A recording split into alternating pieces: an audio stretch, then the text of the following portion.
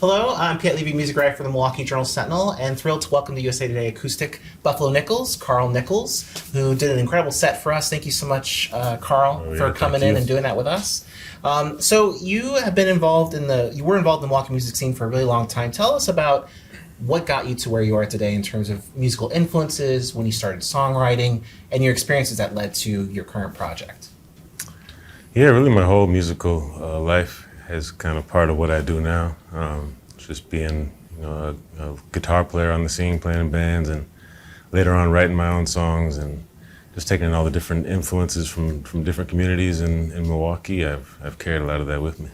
Yeah, I mean, when you were in the Milwaukee music scene, I first knew you as a guitarist, and even in some of the first projects that I wrote about that you were involved in, you played guitar, but you didn't necessarily sing, and then was just really kind of blown away by your incredible singing voice and your really sharp songwriting. So when did that kind of turn happen for you, where you felt really confident to sing, to write your own songs like that with lyrics and everything and share them? Yeah, I've been doing both from the beginning. When I was young, I was writing and playing and singing. But yeah, the guitar playing kind of took off a lot sooner, so I was able to kind of make a living doing that. And then the songwriting really, I started focusing on that more when I just wanted to travel more, and that became the vehicle for that, was being a singer-songwriter, and then kind of that inspired more songs, and it just kept cycling like that. And tell us about this style of music. What drew you to folk, acoustic blues? My understanding too from Buffalo Nichols is there was a time where you were even just playing blues songs, I think on Instagram, if I remember, and that kind of also led to more awareness around you and led to more opportunities for you. Yeah, it was really a desire to be left alone. I wanted to do something I could do on my own, and I was drawn to that style of music. You kind of have this image of a solitary person, and I really resonated with that. And I was just doing that for a while and playing around the region, and then in 2017 or something, I just started doing what I was doing on Instagram, and got a lot more visibility there. Yeah, so, and that led to a great record deal with Fat Possum, and led to touring. Tell us about kind of those experiences, what that was like for you to kind of go out there as your own project, as Buffalo Nichols, and to be able to get opportunities like playing on the Late Show with Stephen Colbert, and some of the artists you've toured with have been really incredible too. Who are some of those as well? Yeah, I got to play with some great artists. I spent a lot of time on the road with Drive-By Truckers, and I've been touring with Valerie June quite a bit, one of my favorites. But yeah, when a lot of that stuff started happening, it was all happening so fast. I didn't really think about what was going on. I didn't really take it all in. It was just all happening to me, and I was just kind of like witnessing it from the outside. And I still haven't stopped to really reflect on it, because it's a never-ending thing. The journey of an artist, whether it's creative or the career aspect of it, I don't feel like it's too healthy to.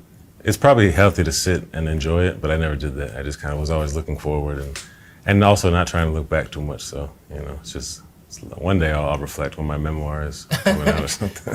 When you write your book. Yeah. But when you do have those moments of quiet, when you do take it kind of all in, what is it kind of what you expected? Is it not what you expected? How do you think it's helped you as an artist to kind of have these experiences, to work with these really incredibly talented people, to have the opportunity to share your music, around the country and in cities all over the country? Yeah, that's been a big revelation for me, is the experience of getting to share the music with people who are receptive to it, because the way I was doing it for years was just kind of a background music, where you kind of felt like a nuisance more than anything. So it's been really special to be able to meet people who are enjoying the music and having a new perspective, where I really want to connect with people more than just kind of do the gig kind of work that I was doing for a long time. Yeah, and what have you taken from that connection? How has that really kind of helped you as a storyteller, as a songwriter, as an artist to be able to kind of become more pronounced? Like we talked about, you were playing guitar before, and you just kind of kept getting more and more confident and really kind of sharing more of yourself and your artistry with people. Yeah, it's made me think about how people are receiving the music. Sometimes I go back and forth between feeling like the message is the important thing, and it doesn't matter how people receive it. I have something to say, and then I just put it out there. But getting to travel and meet people and talk to people about my songs, I kind of feel like I have a certain duty to give people something that they can relate to and enjoy. So I've been really like growing my concept of what it means to be an artist, from all of that. And how has that informed you as a songwriter? Like, what really inspires you and pushes you to share the stories that you share, to share the perspectives that you share? You've got some really incredibly beautiful and bold songs, and very, politically outspoken songs as well. Yeah, I really just want, like I said, from talking to people who have heard my music, which is a new thing for so long. Everybody that I performed had no idea who I was for like a decade. So now I get to, actually get real response to my songwriting, and I like being able to like shed light on people's own emotions. People who I don't know feel like something that I've written connects with them. And also I get to, bring totally new perspectives and have people think about things they never thought before. So when I'm writing songs now, I feel more confident to be outspoken, because I know that there are going to be people who are receptive to it. And I also feel more confident to be more vulnerable, because I know people are gonna relate to that as well. And it all encourages me to just keep trying new things emotionally and politically and artistically. Yeah, and it's just, I think, one of the reasons people are so drawn to you. I mean, obviously your guitar playing is incredible. You started playing guitar when you were how old? 'Cause 12, I think. 12, yeah. I mean, just masterful guitar work. Your voice is just beautiful and bold, and the songs you write too. I mean, like you said, you're very kind of outspoken, vulnerable, open-hearted, unflinching. Maybe talk a little bit about the songs you chose to play for us today with USA Today Acoustic. Why you chose those songs? What is it about those songs that you wanted to share, and what really inspired those songs and the messages of those songs? Yeah, the second song I played, "The Difference," is one of those songs that sometimes I play it and I feel like it's a little melodramatic and overly sad, but I think I feel like it's a bit of a sacrifice to like really put my emotions out there, because the reward is people's attention, and they're giving you something emotionally too. So I feel like I have to give something of myself, and I can't just totally rely on characters and making up things and stuff. I feel like there should be some kind of exchange if you want people to really feel what you're saying. And then the first song, "Cold Black Stare," from my last album, that song came from me like really thinking about the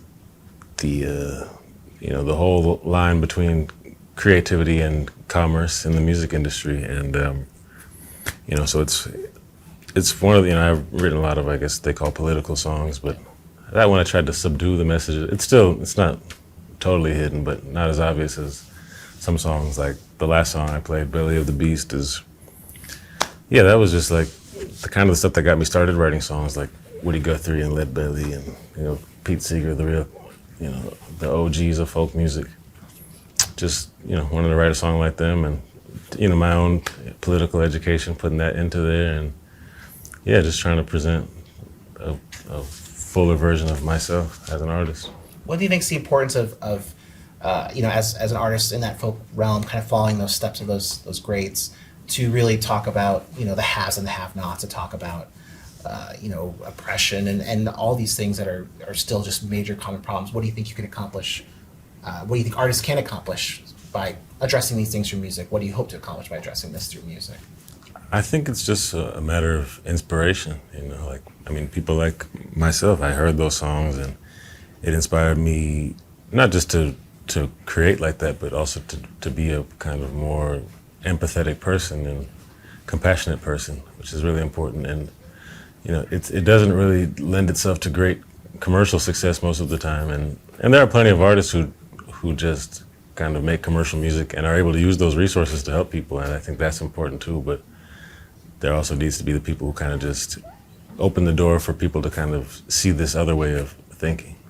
Yeah, and you've released 2 albums so far, 2 really incredible albums, and you've been releasing some new songs as well. Like, what kind of stuff are you working on, and where do you see the stories you're sharing, the music you're making? Where do you see it kind of going and evolving? Where are you going from here? I'm trying new things now.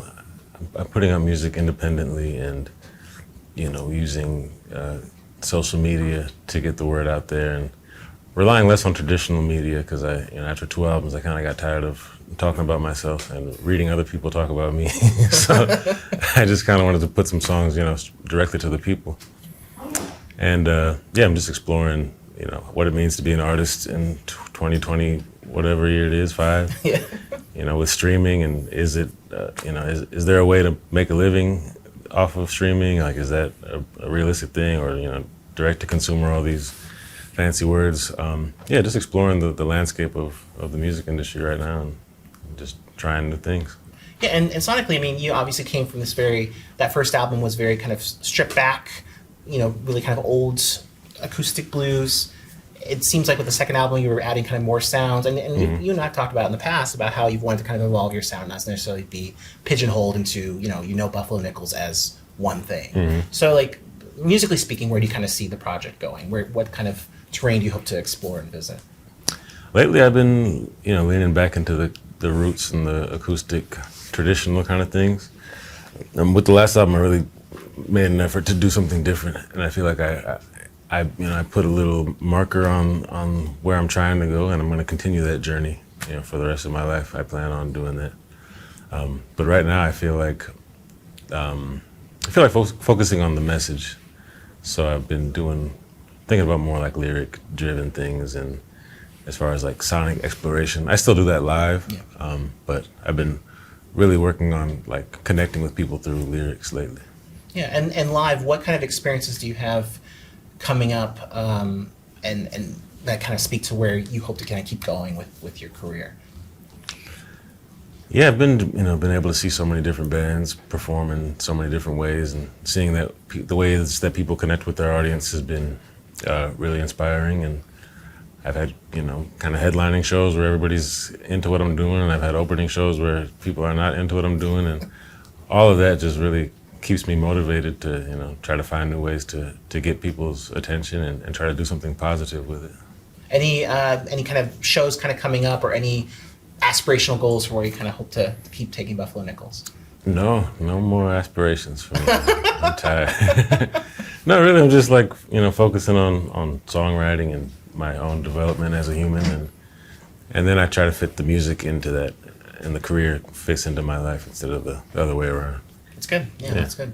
I mean, any specific like shows that are coming up? I saw that you're playing like the Evanston Folk Festival, you're playing at Summerfest, like any of those kinds of opportunities that are coming up that you're excited about, or what those mean to you to have those kinds of opportunities. Yeah, Summerfest, Evanston Folk Fest. I'm doing this Iowa City Songwriter Festival, which is great because I've been, it's been painstaking, but I've been really trying to be known as a songwriter and not so much as a guitar player or a blues singer or whatever. And I like all those, aspects of me. They all exist within me, but songwriting has always been what I've kind of wanted to be known for. So it's great to be in the kind of folk and songwriting world. And I'm always doing like little runs and trying to get to every part of the country. And my goal is to do all the lower 48 this year. So I got to get to North and South Dakota. I've done them all.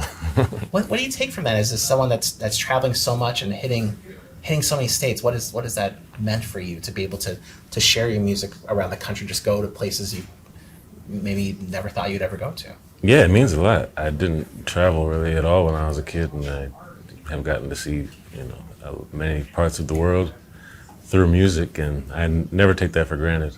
I know everywhere I go, I always appreciate, no matter how far or how much people had to sacrifice to get there or how little. I just appreciate, anyone's attention, and it's really, I never thought I would be doing it, and I enjoy it.